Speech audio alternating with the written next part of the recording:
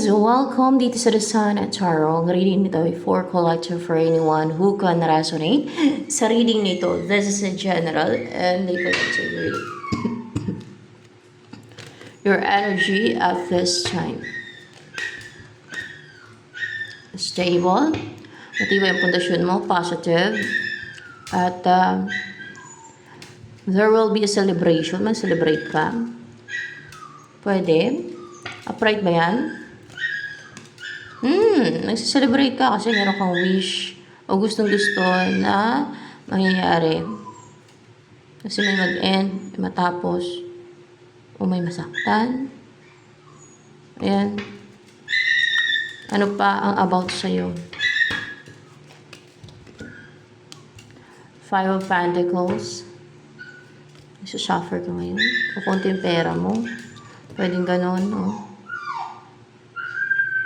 Ikaw to. Yung Five of Pentacles. Ay, hindi ikaw yan. Sino yan? Sino to? Yung gumawa ng scheme deceit sa'yo? Yes, yung gumawa ng scheme deceit sa'yo. Yan ang na-experience ngayon. Yan ang dinadanas niya. Person mo man o ibang tao. Yan ang kanila na-experience ngayon. Ano pa ang energy mo yan? Oh, the Fool. You're so fearless, risk-taker, courageous, brave, na walang baggage pag mga ganito. Kasi magaan yung katawan ng pagkaganto na walang nag-hold back, walang nagpapa-hold back sa'yo, walang nagre-restrict na gawin mo ang gusto mo, walang nagpapa-hesitate sa'yo na gawin mo ang gusto mo pagkaganyan. Ano pa ang darating sa'yo? Ano ang darating sa'yo? Six of Pentacles. Ano itong Six of Pentacles na darating sa'yo? May mag-invest? Message ba yan? Message from this person na strong. May strength siya, may inner strength. Na mag-invest sa'yo.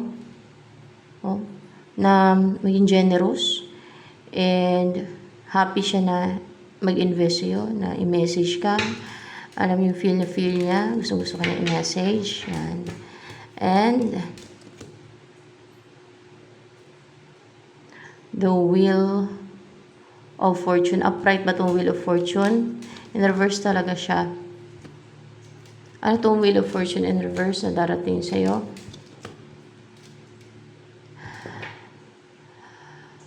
Someone, person ba to?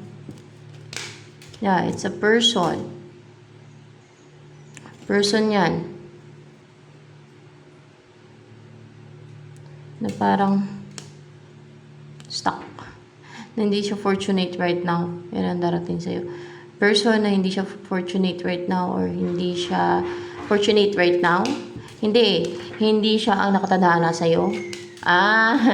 Hindi siya ang nakatadhana sa'yo. Yan ang darating sa'yo. Itong person na to, na magte-take din ng action sa'yo. Yan o. Na maging brave siya na mag-take na action sa'yo. Pero hindi naman siya nakatadhana sa'yo. Ano pa? Start! Upright ba tong Page of Pentacles? Yan. Yan o. Page of Pentacles and King of Wands in reverse. May offer din. Na consistent siya, maging consistent siya. And gusto niya mag-grow yan. Yung kunwari kung makipag-communicate siya sa'yo, no, tuloy-tuloy, gano'n, na there's growth, hanggang yan na magkaroon ng growth, no, sa communication nyo, or relationship.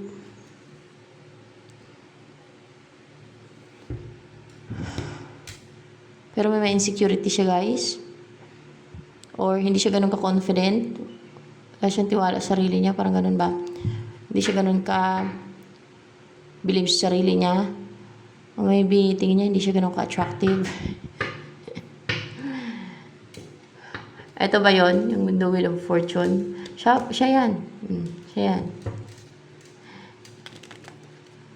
Pero parang charming siya eh. Oh. Charming and bold and daring. Pero parang naduduwag o parang nakakaramdam ng insecurities to. Oh, sa'yo. Kaya ganyan. In reverse yung King of Wands yan. Ano pa?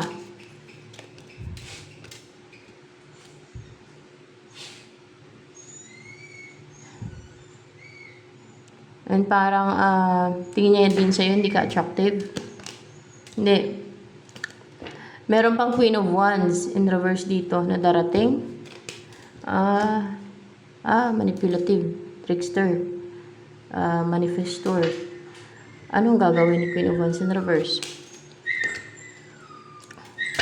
Palituhin ka? Ikaw yung palituhin niya? Hindi. Sino ito? Palituhin niya? Hindi. Yung isa? Na mag-message. Palilituhin niya daw yon. Yung isa na yon. Ayan, ang isa na mag-message sa'yo. Palilituhin niya. O baka siya to. Siya pa rin to. Si Queen of Wands. Si King of Upright ba to? Walang malaman. Hindi. Magkaiba to. Magkaiba. Parang witch to eh. Witch ba to si Queen of Wands na yan? Witch yan siya. Witch yan si Queen of Wands. Ano mangyari dyan kay Queen of Wands na yan? Kay witch yan siya. Maging aggressive. Maging pursigido, fiery. Nagagawa nito. Yan. Napaka-cloudy din. Pa-cloudy din. Pa-cloudy din yung isip nito. Ito, isa na to. Which, ano pa ang gusto mangyari nitong person na yan sa inyo? Pa-cloudy din niya daw. Yung isip nito, yung magme-message sa'yo para hindi mag-cloud, para hindi mag-message sa'yo, para hindi mag-invest. So, alam nyo na, no? At gustong mangialam sa buhay ng iba. Knight of Pentacles and Temperance.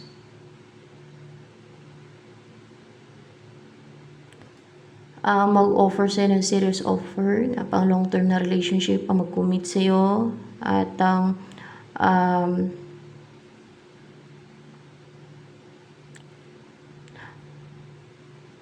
yung kalmado lang siya, relax. Hindi niya pinipressure yung sarili niya, kaya mabagal. And gusto niya mamuhay na tahimik with you. Yes, yan ang iniisip niya. Gusto niya mamuhay na tahimik. Yan ang isip siya ng isip. Parang active yung isipan niya, kaisip ng ganyan na gusto niya mamuhay na tahimik. No? Kasama ka niya ng forever na. Forever. Or pang long term, forever. Forever na. Yeah. Yes, yan ang nasa isipan niya. Na makasama ka na ng pang forever na. At mamuhay kayo ng tahimik. At healed. Yung palagi kayo mamasyal sa nature. Relaxed. Yung isip ninyo. Buhay ninyo. Yan ang ayaw ng mga witches. Yan ang ayaw ng mga sa kampo ng kadiliman. Kasi mga evil yan sila eh. Pero basta evil, ganyan. Kasi nga, sa mundo to ay may good and evil. Kasi hindi pa to na bago, no? Pero pag nabago na yan, lahat ay good, no? Lahat ng titira dito ay mga good na lang ang titira. Yung evil ay doon sa impyerno. Ilalagay. Separate na. Pati mga demonyo wala na yan dito. Doon na yan sila sa impyerno. Saan yung impyerno? Alam ko, doon sa lalim ng lupa yun. Yung abyss na, doon sa lalim ng lupa.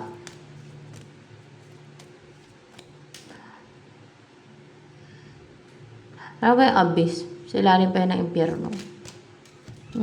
Sa ilalim pa doon ng impyerno yung abyss na yan. Yan ang pinaka-ilalim.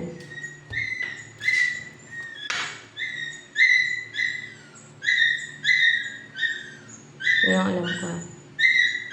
Yun ang sagot din dyan.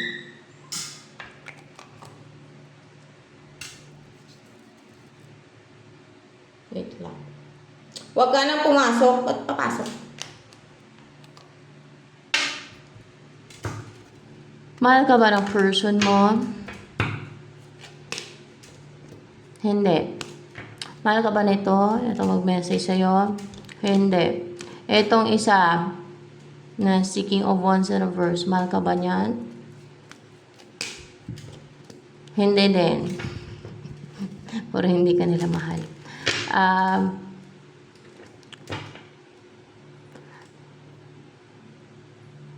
Ano pa mangyayari dito kay Queen of Wands in reverse niya na witch? Puno siya ng baggage. Ay. Upright ba itong Ten of Wands? Yeah. Ito, upright pa yan. Yung the shadow. So, yes. Ay. Ano mangyari? Punta siya sa base? Hindi. Ano mangyari kay Queen of Wands and a Witch? Sa impyerno ang punta niya? Sa impyerno. Hindi sa abyss, kundi sa impyerno. Witch yan eh. Puno siya ng baggage, problema, negativity. Bakit? Yung gagawin niya sa dito, sa person na to, ay babalik lang sa kanya. Lalo kung may pangontra yan, ay babalik lang sa kanya yung kademonyuhan niya. Kilalaban man yung isa. So yung baggage niya, yung sent niya doon sa isa, sa kanya, tatama.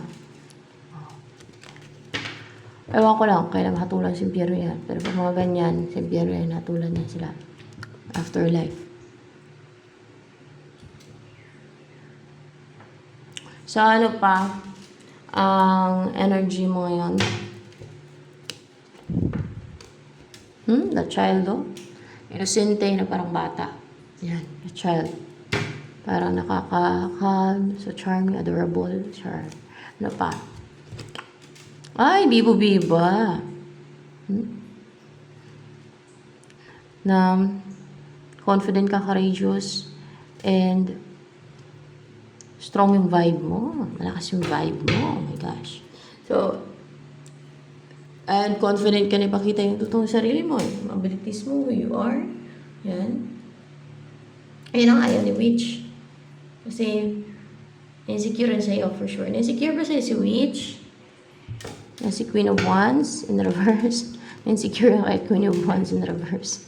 Yung energy niya, full of insecurities.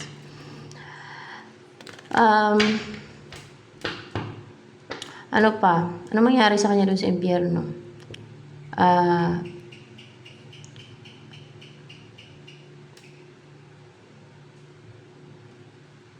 Puro parusa? Puro parusa daw. Puro parusa sa impyerno. And, regret siya doon. Queen of Wands in reverse na witch na yan. Magsisisi. Nadanas na emotional turmoil, grief, matinding sadness, pain, despair. Yan, danasin nyo sa impyerno. Anong gusto sabihin sa'yo ni person mo na to? Tama yan, dapat lumaban to, no? Ten of Cups, gusto niyang bumuo kayo ng pamilya, mapakasawa ka, makapiling ka, mamuhay kayo ng magkasama at bubunan kayo ng pamilya nyo, mamuhay kayo ng peaceful, tahimik. Yan talagang gusto niya eh, kanina pa yung nakalabas. And full contentment, satisfied, fulfilled, yan. Basta bubuo kayo ng pamilya nyo. Yan ang gustong-gusto niya. At yung mawala na yung maharang, no? Which is yung witch, yan. Mapangasawa ka talaga. Yan ang gusto niya sabihin. And Three of Cups. Marionite kayo? Ang marionite kayo. Yan ang ibig sabihin ng Three of Cups dito sa reading nito ngayon. Ang marionite kayo, ang mamuhay kayo ng yung fulfilled, masaya, fresh yung paligid. Siguro gusto niya malapit kayo sa nature. Titira, no? Doon kayo magpagawa ng bahay. O napaikutan kayo ng mga puno, o bulaklak, meron na. Gusto niya magkabalikan kayo, di ba? Yun talaga gusto niya. At mag-umpisa kayong magsama, kapili isa't isa. Ano pang gusto niyong buhay kasama ka nitong person na to? Kasi yan ang nakatadhana o yung meant for you for sure. Yung isa kasi ano yun, hindi naman nakadistin sa'yo eh. Yung isa, ayan o. Yung magsama na kayo sa isang bahay, nagtitira na kayo sa isang bahay at palalim ng palalim yung pagmamahalan niyo sa isa't isa. Stable and secured kayo. Ano, ganun ang inyong pamumuhay. And una, paikutan talaga ng mga puno. Oh. May mga bulaklak sa paligid. Ganun. Side. Pamuhay kayo ng ang katulad nito na talagang napaka-fresh ng paligid kasi mapuno. Yan. At may mga bulaklak, may mga mushroom pa. O, yung ganda. Yung titira kayo sa isang bahay. Ayan. At magtanim-tanim kayo. Ayan. Ano pa? Yung maging buhay ni Nicho yan. Ayan. Ano kaya? Weep. Lady or respected pati kayo. No? Yung mga taong narcissistic. Katulad dito sa amin, madaming narcissistic dito. Halos karamihan narcissistic dito sa amin talaga. Madami narcissistic. Kaya nung lumipat ako dito ay natuto na talaga ako na how to deal with them. Kasi mga narcissistic talaga guys. Alam niyo yung narcissistic, mga mapagmataas na wala talaga sa lugar, wala talaga sa ayos yung pag-utak nila. Basta ganun, dito. At saka parang napaka-abusive pa, abusado. Mga ganun. Napakabaloktot talaga.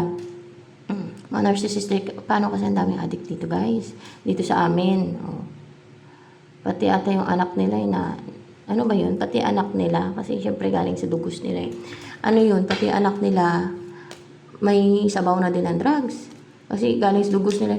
Oo, may sabaw na din ng drugs. Kasi ka-drugs nila. Kaya yun. Syempre galing, kung ano yung puno, yun ang bunga, di ba? So yan, whip.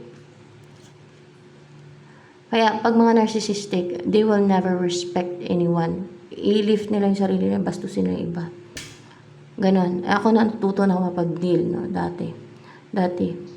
Lalo kung, at nagnegosyo ako dati. Kailangan na maging strong personality kasi grabe kabusado. Salbahe.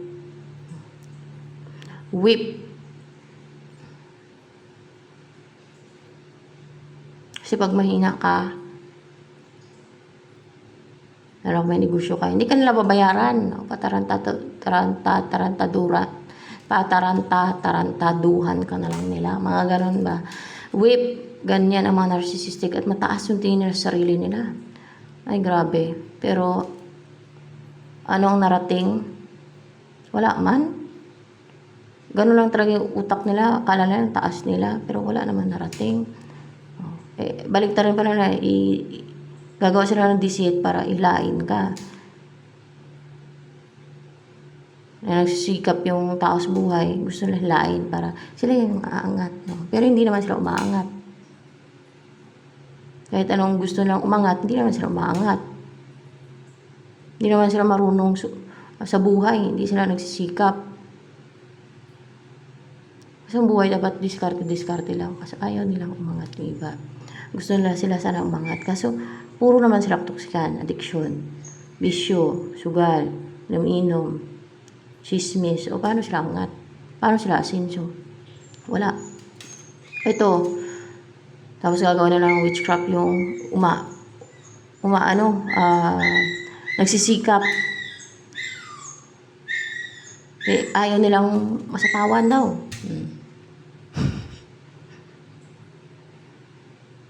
Mangutang, hindi magbabayad. Para mas stress pa yung natangan nila. Di ba? Hindi tayo kung naka-pisting mga tao yung ganyan.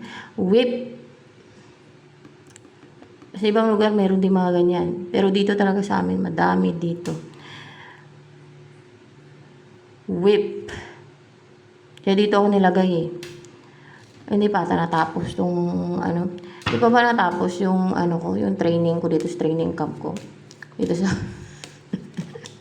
hindi pa natapos. Ito yung training camp ko guys. Spiritual training camp kasi nandito yung madaming evil dito mga tao. May mga elemento pati dito mga atake din. Ayan no, kaya I understand. dito ang training camp ko. Ewan ko lang sa inyo dyan, sa may mga mission, kung saan ko nilagay na training camp nyo. Basta sa akin dito. Basta ilalagay ko ilalagay dyan kasi dumadaan sa preparation na may mga mission, may mga purpose na yung God para sa kanila. Basta may mission ka spiritually. Yan, ganyan ilalagay ka sa lugar na kung saan may madami narcissistic, may mga disorder, mga ganyan, mga taong may mga addict, mga ganyan, mga taong may mga madaming witches, mga ganyan, madaming evil, no? Yung pinapairal inggit, kasakiman, kagahaman, mga ganyan, no? Hindi pa natapos yung training ko dito sa training camp ko. Sawa na ako. Siyempre gusto ko din ng ng tahimik na buhay at yung pag-grow ng pag-grow, ganun. Kasi yun ang aking focus sa buhay. Umangat, umasenso, ganyan. Kaso lang, may mission. Pwede lang sana. Ayoko sana ng mission. Kasi bakit ba kasi may mission pa? Whip.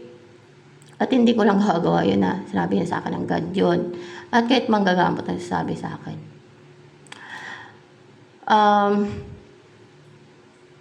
Ewan ko lang sa inyo.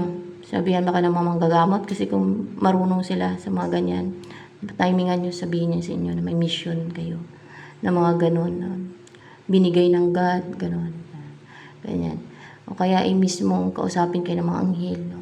Ng God, no? Ni Jesus Christ, na may mission kayo, ganun. Basta, kahit sa panaginip nyo, kadalasan sa panaginip yan, through panaginip na vision, yan. May mga, yan, may mga paraan ang celestial beings, how to communicate with you. Ayan. Basta yun ang alam ko dito ang training camp ko. Dito ako tinrain. Dito din ako na-train na maging matapang. How to stand up. How to stand up. How to stand for myself. How to be brave. How to fight what is right. Ganun ba? Ito naman ay whip. Ayan guys. Basta tama lang. Diba?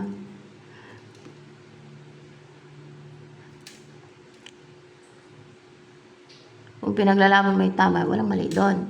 No? Mali ay kung pinaglalaban mo yung mali. Dahil na inggit ka, manghalit ka. Dahil na mamihiral yung paging gahaman mo, manghalit ka, mangharang ka, gagawa ka ng disit. Oh my gosh. Yan ang mali. Worse yan. Ito,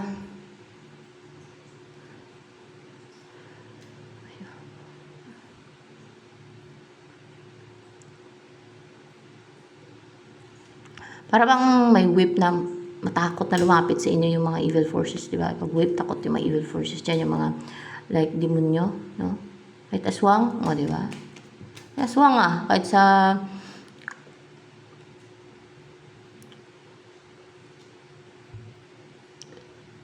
saan ba yun? Yung mga kwento-kwento na. Pero mga aswang. Tapos, ko talaga na napatunayan nung doon ako natutulog sa taas. Wala na kasi akong folding bed dito na sinira ng malaga ako eh.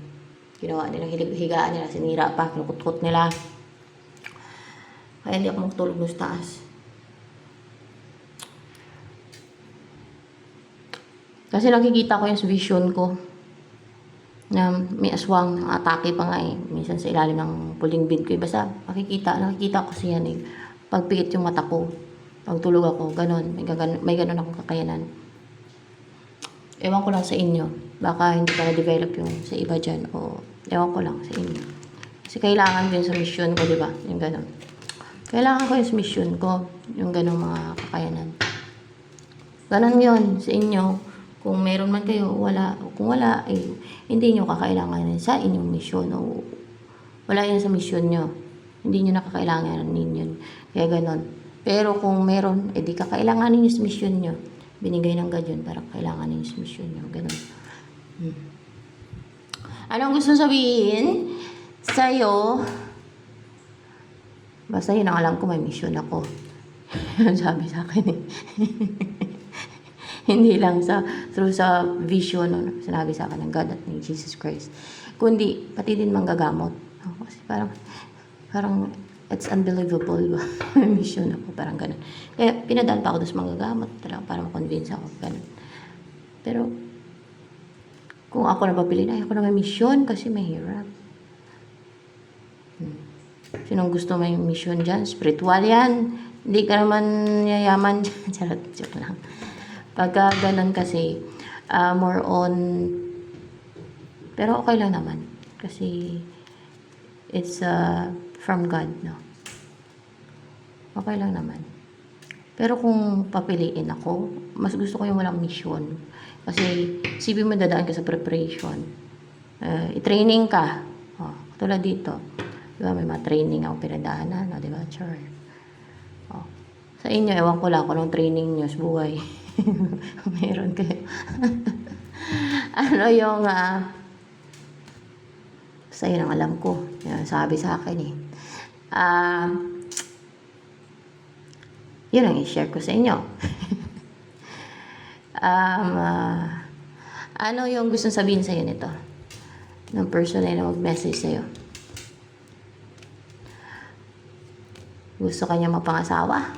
Yes, gusto kanya mapangasawa. And the High Priestess Universe. So the High Priestess Universe here. In reverse din to, the Star. Ay mga gumagawa ng spiritual manifestation. Hindi na positive daw. Hindi na positive. Hindi na daw